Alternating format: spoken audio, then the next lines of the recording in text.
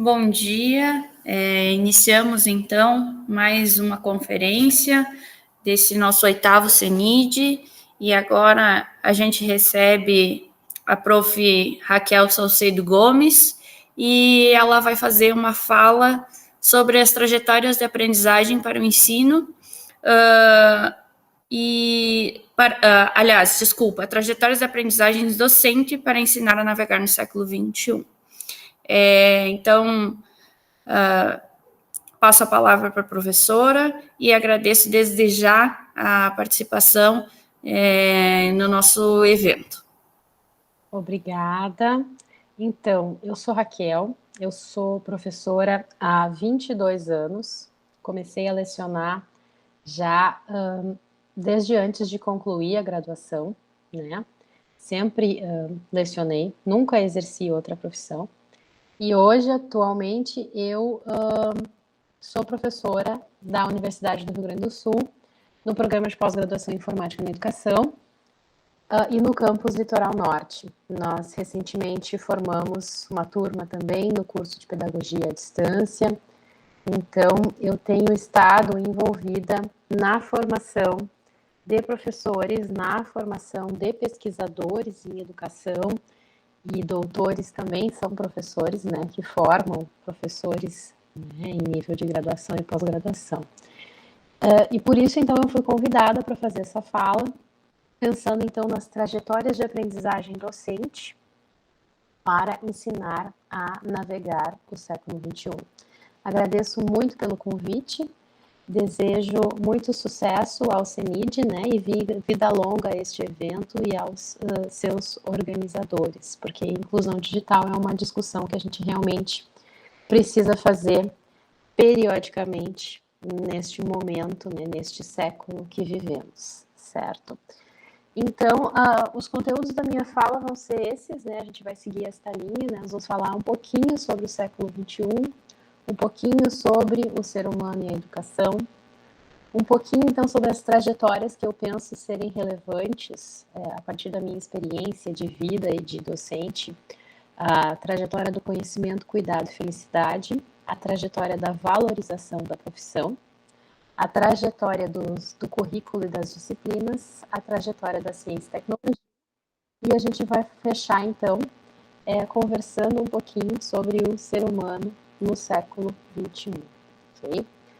Bem, então, a questão do século XXI, né? Eu vou trazer como principais características, assim, deste século que a gente vive, deste tempo que a gente vive, a globalização, ou seja, essa interconexão planetária, né, de todos os lugares, com todos os lugares, por meio de redes, então, digitais, e daí, então, a digitalização, e não só digitais, né, também por sistemas de transporte, por sistemas de transações comerciais, transações financeiras. Hoje em dia, então, todos os povos, todos os locais estão conectados, estão em contato, em comunicação. E isso acarreta uma série de transformações culturais e sociais e nos nossos modos de vida, né? Então, nós podemos dizer que o século XXI é um século que se caracteriza por uma intensa velocidade nas mudanças, né? Uma intensa mudança. Então, uma intensa velocidade na mudança, nas transformações pelas quais a sociedade vai passando, né?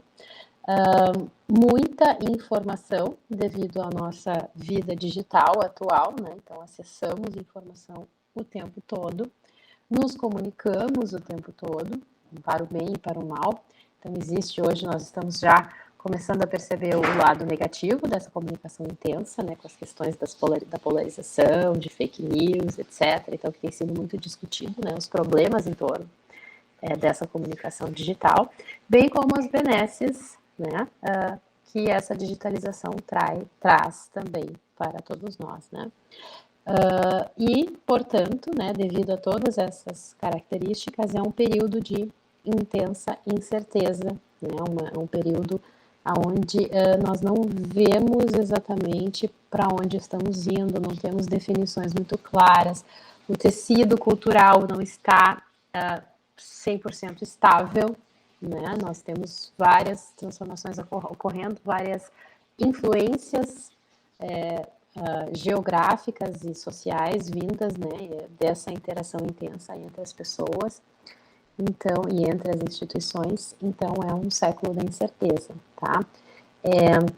Eu busquei essa palavra no Google acadêmico, né, e apareceram muitos resultados em torno dela, né, porque realmente é um conceito que está em evidência atualmente. Então, e para o professor conseguir navegar nesse tempo e conseguir ensinar adequadamente seus alunos neste tempo, né, a navegar este tempo, a navegar este século. Eu penso, então, que a gente precisa retomar alguns elementos importantes e cruciais, fundamentais do ser humano, né, e da educação. O que é o ser humano, como funciona o ser humano, qual é a natureza humana e por que nós temos, então, educação como essa área da vida humana e esse conjunto de instituições humanas e esse grande sistema, né, de formação do ser humano que ocorre ubiquamente, né, de forma formal e informal, em todas as civilizações, em todos os povos, em todos os países, em todos os lugares, né, e muito provavelmente, ou desde que a gente tem história, em todos os tempos, né. O ser humano é um ser extremamente forte e fraco ao mesmo tempo, né. Nós seguimos uma linha, então a nossa vida é uma trajetória, né? Nós nascemos, crescemos, amadurecemos, envelhecemos e morremos. E isso acontece com todos nós, né? Estamos em uma etapa desta linha, né? E cuidamos uns dos outros neste processo, né? Somos muito fortes no sentido de que estamos em todos os lugares do planeta, nos adaptamos a todos os tipos de clima, passamos por vários tipos de situação e sobrevivemos e prosperamos, né? Mas, ao mesmo tempo, somos muito frágeis porque nós envelhecemos, nós adoecemos, nós todos iremos morrer, né? E isso faz parte, né, do ser humano, como um ser biológico que pertence a esse ecossistema do planeta. E aí, nesse sentido, então, algumas características da nossa espécie são a adaptabilidade, né, que eu já citei. Nós nos adaptamos a vários tipos de ambiente e clima dentro do planeta. A nossa intensa plasticidade cerebral, cuja descoberta devemos atualmente às neurociências, né? Então, nós aprendemos, nós temos essa capacidade de aprender, e o que é aprender? É se modificar para poder viver melhor, para poder se adaptar mais e melhor. Graças a essa característica da plasticidade cerebral. E aí entra a educação, então, como uma formação cultural, onde nós educamos os seres humanos nos seus comportamentos, suas ações, né, suas habilidades, nas suas emoções, seus afetos, suas atitudes, seus conhecimentos, seu pensamento, né, seus saberes. Okay? Então, são as dimensões do humano que nós educamos.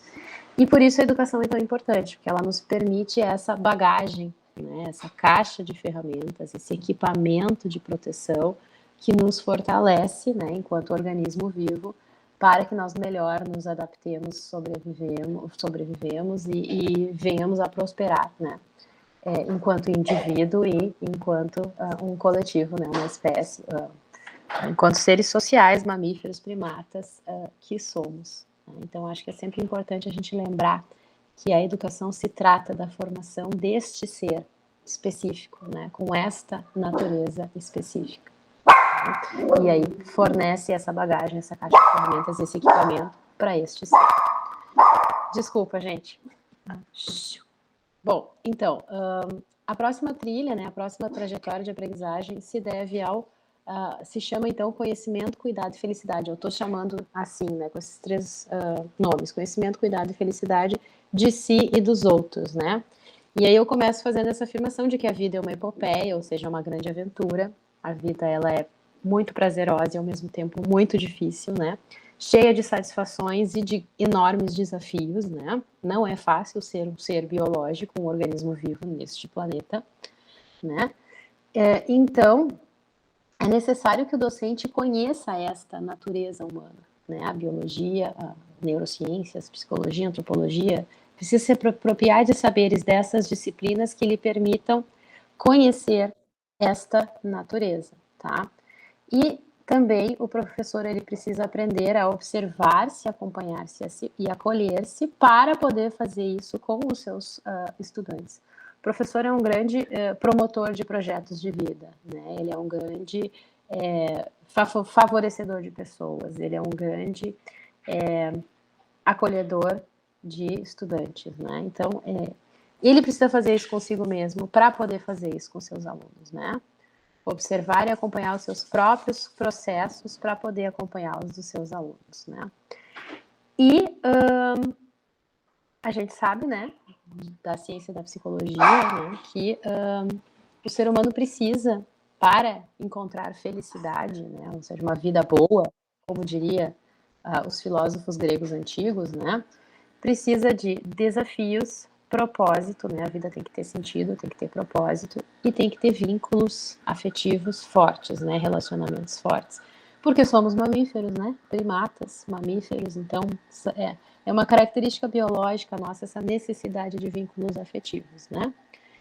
Desafios, por quê? Porque precisamos de aventura, né? A vida é uma epopeia, então precisamos de metas, precisamos de objetivos, precisamos de desafios que precisam fazer sentido, daí o propósito, e os vínculos fortes, né? São, segundo a ciência psicológica atual, contemporânea, a chave, né, para o sucesso, né, da nossa espécie, de cada um de nós como indivíduos. E, então, sempre é importante lembrar que são as pessoas, né, o centro de qualquer processo educativo. As pessoas são a finalidade da educação. E daí eu trago, então, a minha próxima trajetória, que é a trajetória da valorização da profissão, né? Nós estamos, assim, numa carência enorme desta valorização da profissão, né? Ela é imprescindível para que nós tenhamos a escola do futuro com a qual nós sonhamos, né? Então, eu trouxe aqui algumas propostas, né, pensando nisso. A primeira proposta diz respeito à remuneração e carreira. Eu penso que hoje em dia um professor que trabalha 20 horas tem que ter um salário de no mínimo R$ 4.000 para trabalhar 20 horas e tem que ter uma carreira onde ele possa dobrar esse salário ao longo da sua carreira, ele possa se aposentar ganhando o dobro para que ele seja motivado a continuar. Isso é urgente, isso é necessário, isso porque são essas pessoas que formam as pessoas que vão fazer, né, o futuro, vão fazer a sociedade, vão fazer o país e já fazem o país. Então, isso é premente, né? Para tanto, seria muito importante que os professores pudessem acompanhar de fato, né, um número limitado de estudantes, um número limitado de pessoas por vez. Então, ter no máximo 50 estudantes de cada vez e passar mais horas com aqueles estudantes, para que de fato o professor possa conhecer esses estudantes e personalizar a aprendizagem, né, estar com essas pessoas. E para isso, então, o professor precisa ter 50% da sua carga horária de trabalho para registro, estudo e planejamento. O professor precisa se preparar, o professor precisa ter tempo para ler, para estudar, para fazer curadoria de materiais, para organizar uma sequência de experiências planejadas para aquelas outras 50% de horas nas quais ele está com estudantes. Então, isso é muito importante, né? Os materiais, os ambientes. E para isso, então, a gente tem que pensar em novas arquiteturas, né? Para a educação, tanto no aspecto físico, analógico, quanto no aspecto digital. E aí, então, a gente tem que ter prédios de melhor qualidade, com salas, com diferentes disposições, mas outros tipos de experiência de aprendizagem que não como nós temos hoje, tão padronizado, tão, né, só a sala de aula, espaços muito padronizados e muito iguais sempre, né?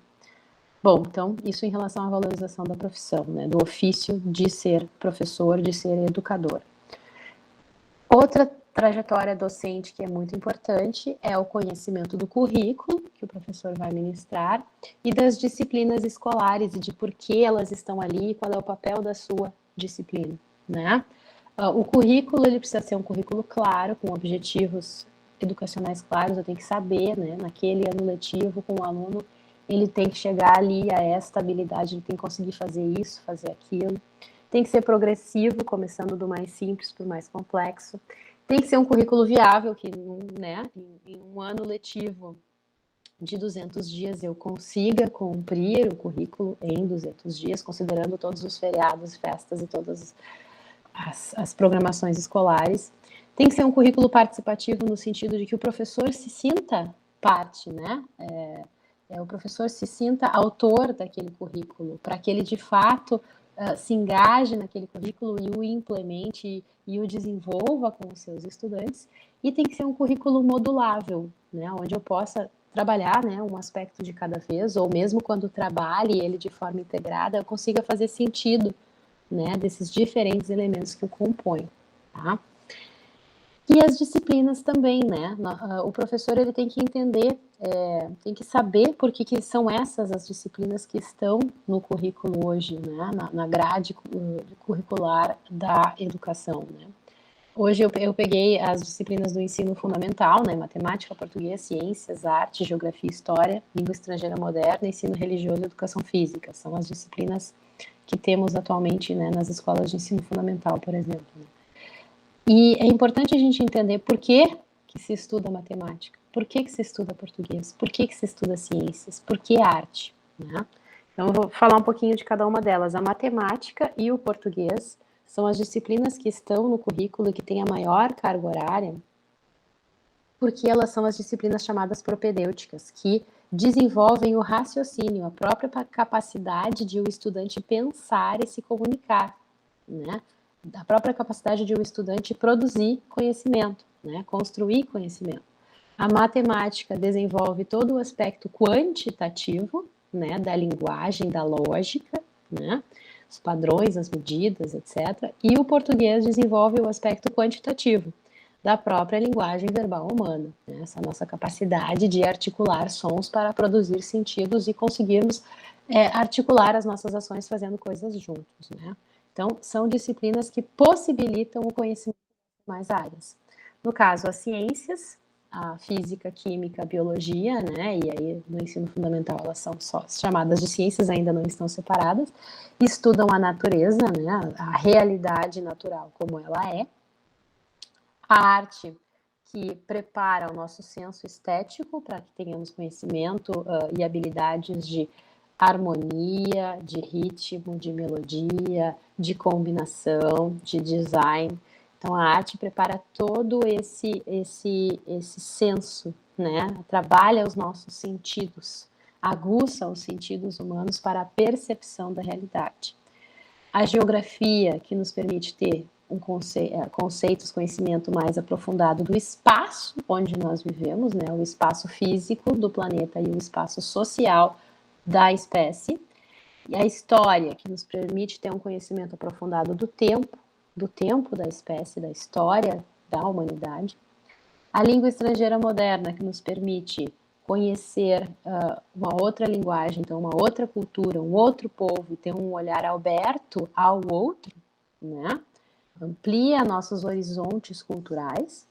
O ensino religioso, que nos permite conhecer as diferentes tradições religiosas e como os povos fazem sentido das grandes perguntas humanas, né? Por que estamos aqui, para onde vamos, de onde viemos. É, de fato, uma disciplina, um componente curricular importante. E a educação física, que deveria ser diária, né? Porque hoje em dia nós sabemos que o exercício do corpo é fundamental para o desenvolvimento da cognição e da mente, né? Então, por isso essas disciplinas estão no nosso currículo hoje, né? E não é algo gratuito, elas têm cada uma delas uma função.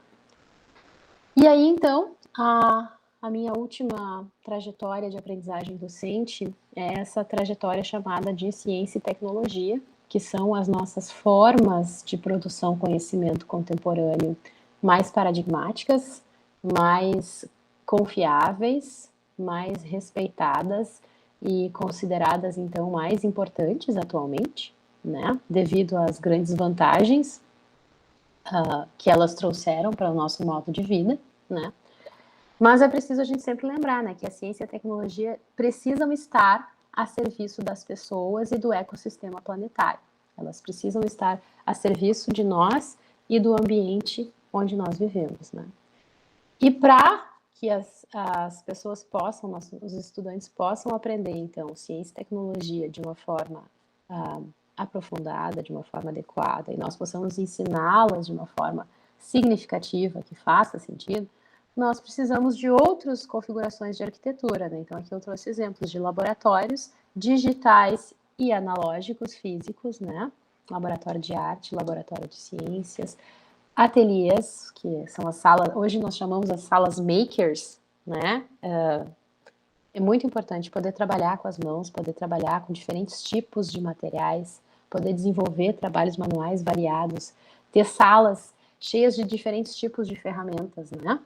Salas de trabalho para poder fazer trabalhos colaborativos com diferentes configurações de mesas, espaços ao ar livre, todos esses para além da sala de aula profissional e dos espaços esportivos que as escolas já têm.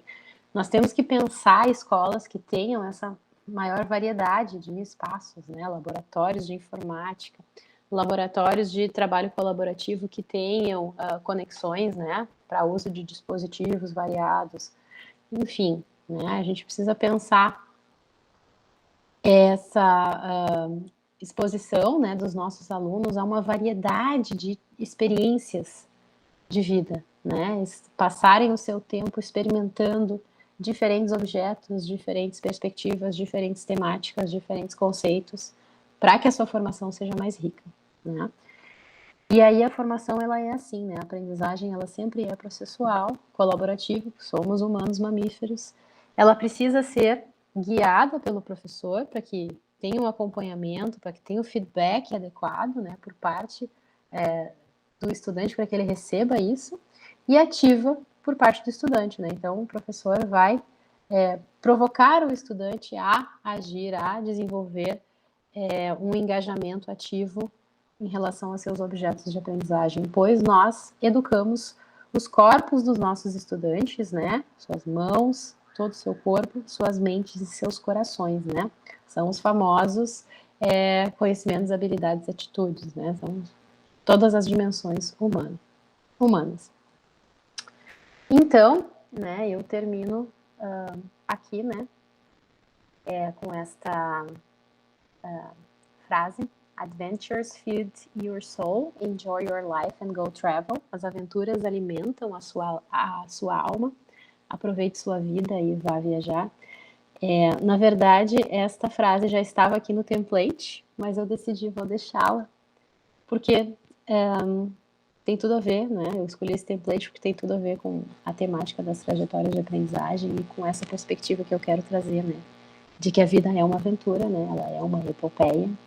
E nós precisamos alimentar a nossa alma, né? Nós precisamos ter experiências significativas, ter vínculos significativos, ter desafios significativos, produzir, construir propósitos significativos para que tenhamos uma vida de qualidade, né? Sejamos felizes, estejamos preparados para enfrentar, né, as dificuldades da vida, né?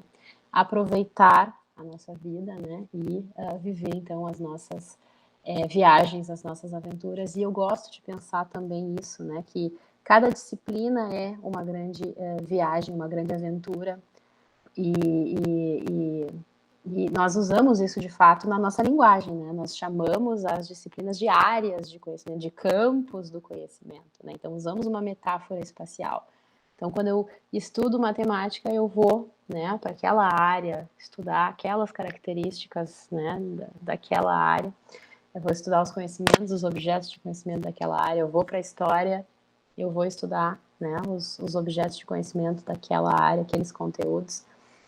E é uma grande viagem, né, que amplia nossos horizontes, que amplia nossas possibilidades, que nos dá um repertório, uma bagagem, né, para que a gente possa viver melhor, com mais opções, de forma mais segura, né, e de forma mais satisfatória, tá? Então era isso, eu agradeço muito pela oportunidade de estar aqui tendo esta interação com vocês nessa mini conferência e fico à disposição para perguntas, trocas e parcerias, certo? Um abraço. Raquel, eu até já vou aproveitar para fazer um comentário, se você me permite. Eu acho que essa escola do século XXI, ela perpassa muito também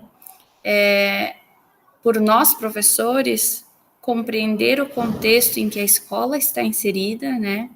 Compreender os nossos alunos e, principalmente, né, compreender que cada um deles tem habilidades voltadas para determinadas áreas, né? Eu, por exemplo, sou prof de matemática, né? E aí eu sempre falo, tá tudo bem não gostar de matemática. Tá tudo bem não ter uma aptidão para matemática, mas é necessário compreender o, o principal da matemática para a vida de vocês, é raciocínio, né?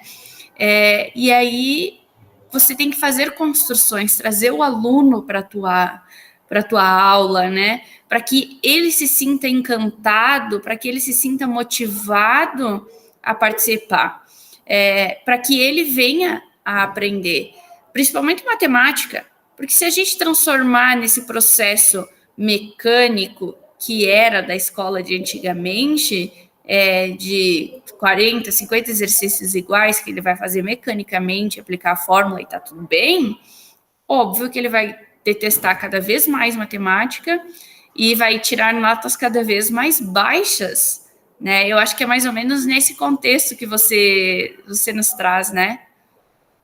Também, eu acho que a aprendizagem sim tem que ser significativa, né? Nós trabalhamos com Ausubel lá no PGIE, trabalhamos com essa teoria, mas eu vejo a aprendizagem como um processo que vai em níveis, né?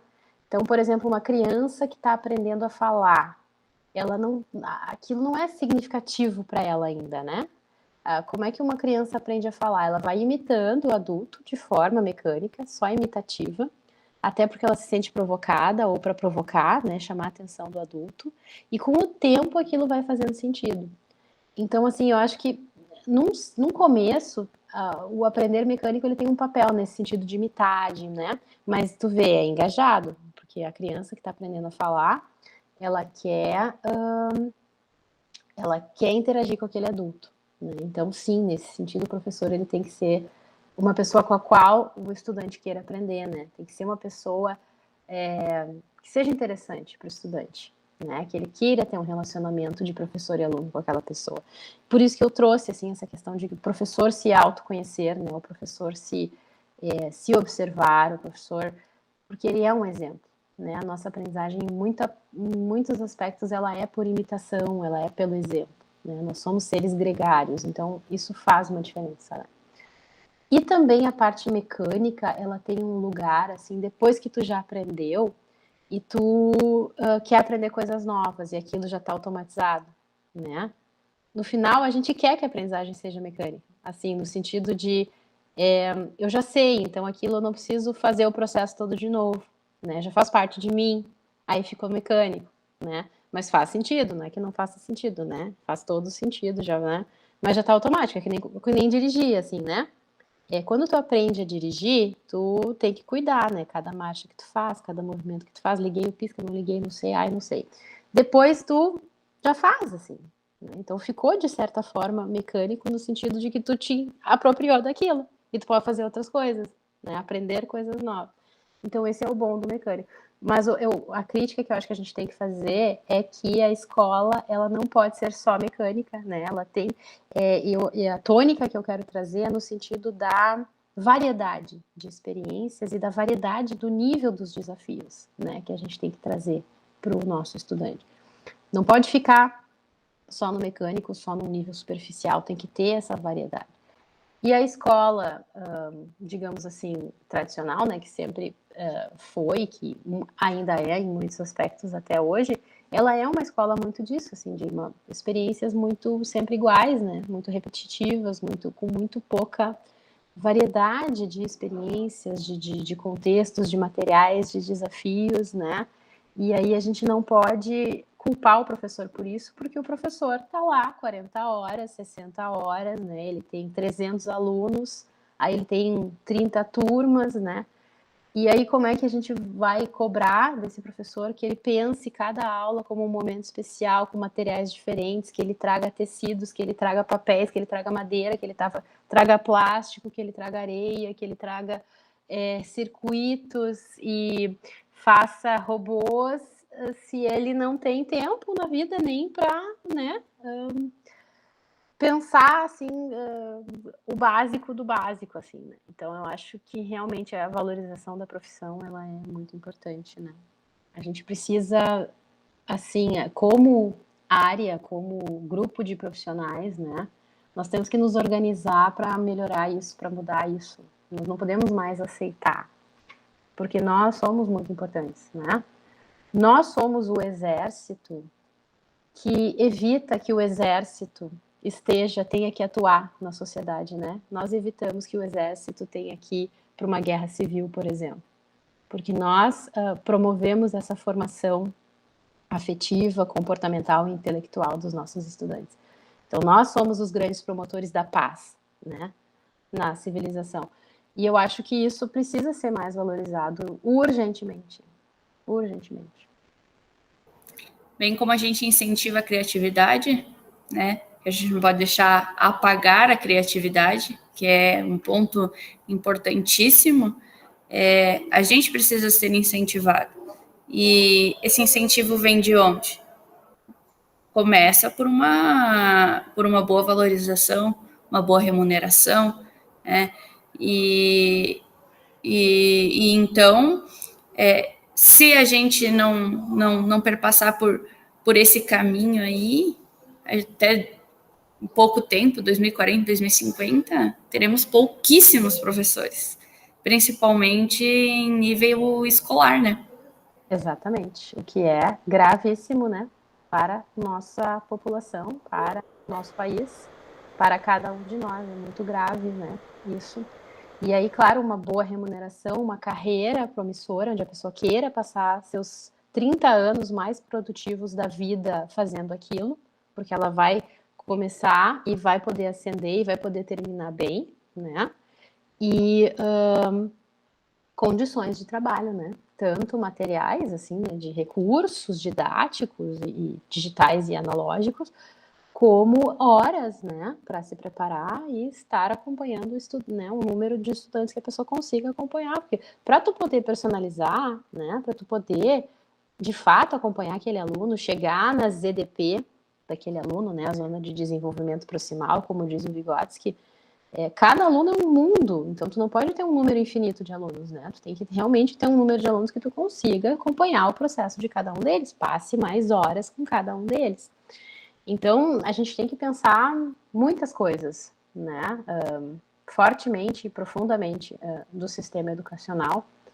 Eu não gosto, assim, de criticar a educação tradicional, porque eu acho, assim, que a educação tradicional, de toda forma, nos trouxe até aqui, né? Ela foi muito importante e é muito importante, e até hoje mesmo uma escola tradicional, para certos estudantes, aquilo é o caminho, né, de desenvolvimento cognitivo, social, afetivo deles, e se faz muita coisa boa, né? Mas eu acho que ela tem que ser valorizada, né, a escola tradicional também. Mas nós precisamos avançar, nós precisamos criar, né, modificações que já estão há tempo sendo faladas, mas muito pouco efetivadas, né, em vários sentidos, assim. Então, acho que chegou o momento, né, da gente tentar pensar isso de outras formas, né. E por isso a valorização do professor. Com relação ao termo tradicional, então é sempre bom a gente lembrar, né, tradicional significa através do dito, né, de através, e dicional, daquilo que é falado, né? E essa palavra vem para se referir às culturas antigas antes da escrita, né?